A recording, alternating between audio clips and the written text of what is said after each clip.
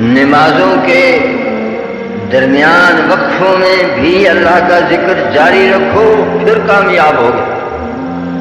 اللہ، یہ مت سمجھو کہ نماز کے بعد اللہ کے ذکر سے رخصت مل گئی ہے۔ وَاذْكُرُوا اللَّهَ كَثِيرًا لَعَلَّكُمْ تُفْلِحُونَ، اور یاد کرو کثیرہ، کثیر کی تو حد ہی کوئی نہیں۔ اللہ، پھر 100 منکے یا 1000 منکے کی تسبیح کی کیا ضرورت؟ اللہ، ذکر الہی کثرت سے، کثرت کی تو حد ہی کوئی نہیں۔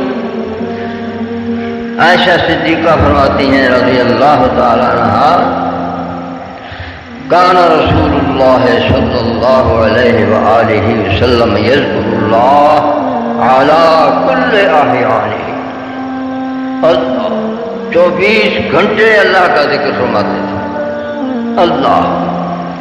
اللہ تعالی ہمیں بھی توفیق بخشے۔